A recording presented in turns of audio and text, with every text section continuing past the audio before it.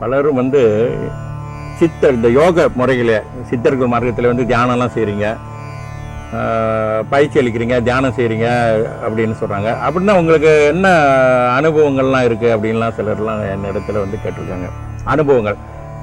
அனுபவங்கள்னு சொன்னால் சித்தர்கள் வந்து எப்படி வந்து நம்மோட வந்து பேசுகிறாங்க அப்படின்றது வந்து சூட்சுமம் நிலை. மனிதனுக்கு வந்து சூட்சும நிலை அப்படின்னு சொல்லும் பொழுது 3 நிலைகள் நம்ம சொல்லலாம். ஒன்று வந்து ஸ்தூலம்ன்றது நம்மளோட உடல், அடுத்து வந்து சூட்சுமம்ன்றது நம்மளுடைய கண்ணுக்கு தெரியாத சூட்சும நிலை 2. இன்னொன்று பிராணதேகம் அப்படின்றாங்க. அந்த பிராண பயிற்சியின் மூலமாக உடல் முழுதுமே பிராணசக்தியை மாற்றக்கூடிய நிலைகள். மரணத்திற்கு பிறகு வந்து உடல் அழிஞ்சு விடுகிறது. இந்த மனமும் இந்த ஆத்மாவும் வந்து தான் நமக்கு நம்ம செய்த கர்ம வினைகளை நிர்ணயிப்பது, அடுத்து உங்களுக்கு என்ன நிலைகளை உருவாக்குவது என்ற நிலையை உருவாக்குவது. ஆக நாம் வாழ்க்கையில வாழ்ந்து கொண்டிருக்கும் பொழுது இந்த யோக பயிற்சியின் மூலமாக உடலை வந்து அது என்ன சொல்லுவாங்கன்னா ஜீவபந்தம் அப்படின்னு ஒரு விஷயம் இருக்கு. ஜீவபந்தம் அப்படின்னா ஜீவனை நமக்குள்ள மூச்சின் மூலமாக ஜீவனை நாம் வந்து அறிந்து 5 பஞ்ச பூதங்களையும் கடந்த ஒரு நிலையிலே இருந்து அபியாசம் செய்யக்கூடிய ஒரு நிலை.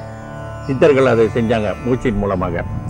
ஆக இதை வந்து மூச்சு பந்தம்னு சொல்லலாம். இந்த பந்தத்தை செய்வார்கள் தியானம் செய்வதோடு இதுக்குன்னு ஒரு பயிற்சியை செய்து வருவார்கள். இதற்கு முக்கிய காரணம் என்னன்னா உடல் தேவைப்படுகிறது. நாம் முக்தி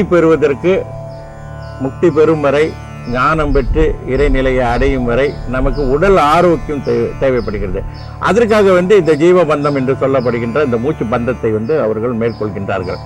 இந்த தியானத்தின் மூலமாக நான் கற்றுக் கொடுக்கக்கூடிய இந்த தியானத்தின் மூலம், சித்தர்கள் மார்க்கத்தில் வரக்கூடிய தியானத்தின் மூலமாக நாம் முறையாக தியானம் செஞ்சுட்டு வந்தோமா நிச்சயமாக உடல் வந்து நல்ல ஆரோக்கியத்தை ஏற்படுத்தும். இந்த உடல் வந்து அழியக்கூடியதாக இருந்தாலும் கூட நாம் வந்து நம் நிலையை அடையும் வரை நமக்கு உடல் தேவைப்படுகிறது. ஆக இந்த உடலை வந்து நீண்ட காலம் ஆரோக்கியமாக வைத்துக் கொள்வதற்காக சித்தர்கள் வந்து இந்த மூச்சு பந்தத்தை அவர்கள் பயிற்சியாக செய்தார்கள். இது தியானத்தோடு சேர்ந்த ஒரு பயிற்சி. அதை செய்து வரும்பொழுது நமக்கு வந்து உடல் நல்ல ஆரோக்கியமாகவும் சுறுசுறுப்பாகவும் நீண்ட காலம் வாழக்கூடிய வாழ்வினையும் அது ஏற்படுத்தி கொடுக்கும். ஆக அனைத்துமே சித்தர்கள் நமக்கு வந்து அழிச்சிட்டு போயிருக்காங்க. அதை முறையாக நாம் வந்து சரியான சித்தர்கள் வழியில் வரக்கூடியவர்கள் இடத்திலே கற்று செய்ய வேண்டும். இப்போ வந்து சித்தர்கள் தியானம் சொல்லி நிறைய பேர் சித்தர்கள் தியானம் அப்படின்ட்டு வழங்கிட்டு வராங்க. அதெல்லாம் வந்துட்டு சொல்லணும் வேண்டுமென்றால் முழுமையான நம்ம நிலை பெறுவதற்கான வாய்ப்புகள் வந்து மிக குறைவு. அது அவர்களுடைய விருப்பத்தை பொறுத்து இருக்கிறது. அவர்கள் போய் கற்றுக்கொண்டாலும் கூட சித்தர்கள் என்று சொன்னால் இன்னொரு சித்தர் மூலியமாக தான் நம்ம அந்த நிலையை பெற வேண்டும். அதுபோல வந்து அஷ்டமா சித்து என்பது வந்து ஒருவருக்கு வந்து வாய்க்க வேண்டும் என்றால் சாதாரண விஷயமே கிடையாது. சித்தர்கள் தான் அந்த நிலையை அடைந்திருந்தார்கள். 18 சித்தர்கள் வந்து அந்த நிலையை அடைந்தார்கள். இப்பொழுது வந்து நிறைய பேர் என்ன சொல்றாங்கன்னா, நான் வந்து யோகம்லாம் செய்கிறோம், நாங்கள் சித்தர் மார்க்கத்தில் போகிறோம், ஆனால் சித்துகள் வந்து நாங்கள் செய்ய மாட்டோம் என்று சிலர் சொல்கின்றார்கள். அது என்ன காரணம் அப்படின்னு கேட்டிங்கன்னா, சித்து செய்ய மாட்டாங்கன்றதை விட சித்துகள் வந்து எல்லாருக்கும் வாய்ப்பது கிடையாது. சிலர் வந்து சித்து செய்ய மாட்டோம்னா, சித்தர்கள் சித்து செய்ய மாட்டோம்னா அவர்களிடத்தில் உண்மையான நிலை இருக்கின்றதா இல்லையா என்பது வந்து அவர்களுக்கு ஒரு கேள்விக்குறியாக இருக்கிறது. ஆக சித்திகள் பெற வேண்டும் என்று நாம் ஒருவருக்கு சித்திகள் இருக்கின்றால் இறைவன் அருளால் எனக்கு வந்து அந்த நிலைகள் வாய்க்கப்பட்டிருக்கின்றதா ஒரு நெறியான முறையிலே.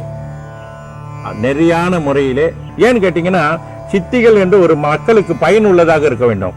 சித்திகள் இருந்து அஷ்டமா சித்துக்களை வைத்துக்கொண்டு அது பயன் இல்லாமல் இருக்கக்கூடாது. மக்களுக்கு எந்தெந்த வகையிலெல்லாம் அது பயனுள்ளதாக இருக்கும். ஏன்னு கேட்டால் உண்மையான யோக நெறியில் செல்லக்கூடியவர்களுக்கு தான் இந்த வாய்ப்புகள் வந்து சேரும். இப்போது நிறைய சித்தர்கள் சொல்லிக்கிட்டு இருக்காங்க, சித்துகள் எதுவுமே இல்லை. கேட்டால் சொல்றாங்க இல்லை, அது சித்துகள் வந்து அமையாது அப்படின்றலாம் பலவிதமான காரணங்களும் பதில்களும் அளிக்கின்றார்கள். அது ஒரு புரியாத ஒரு புதிராகவே இருக்கிறது. சித்தர்கள் மார்க்கத்தில் செல்லக்கூடியவர்கள், உண்மையான சித்தர் மார்க்கத்தில் செல்லக்கூடியவர்களுக்கு சித்திகள் வந்து அதுவாகவே வாய்க்க வேண்டும். அப்படி வாய்த்தால்தான் அவர்கள் நெறியான வாழ்க்கையிலே செல்கின்றார்கள் என்று அர்த்தம். எனக்கு வந்து வாழ்க்கையில் வந்து கண்டிப்பாக எல்லா மனிதர்களுமே பிரச்சனை எதிர்நோக்கி தான் வாழ்ந்து கொண்டிருக்கோம். பிகாஸ் நவீன உலகம் அதிவேகமாக போய் கொண்டிருக்கு. போராட்டம், நான் இதுக்கு இடையில வாழ்க்கையில் வாழ்ந்து தான் ஆகணும். அந்த சூழ்நிலை நிறையா இருக்குது. ஒவ்வொரு மனிதனுக்கும் வாழ்க்கையில் மாற்றம் கண்டிப்பாக அமையும். அது மூலிமா போகும். அந்த மாதிரியில் நானும் மனம் நொந்து போய் நிறைய பேர்த்துக்கிட்ட ஏமாற்றப்பட்டு வாழ்க்கையை வந்துட்டு முடிக்கலான்னு என்ன இல்லை, வாழ்க்கையில் இது வேணாம் வேற லைனில் போகும் அப்படின்னும் போது ஒரு நபர் வந்து ஒரு சித்தரை பற்றி பேசினார். நான் ஆக்சுவலி அவரை பார்க்க போனது வாழ்க்கையில் நல்லா வரணும், பணக்காரனாக வரணும் நான் போகல. நான் பார்க்க போனது என்ன காரணம்னா சன்னியாசி ஆயிடுவோம். ஏன்னா மக்களோட வந்து எல்லாருமே போய் பித்தலாட்டம் இந்த மாதிரி நிறைய நடக்குது. யாருமே ஜென்வினா இல்லைன்ற உணர்வு எனக்கு தோன்றதுனால யாருமே பார்த்து பேச மாட்டேன். ஸோ இவர்கிட்ட போகலான்னு நினச்சி போனேன்.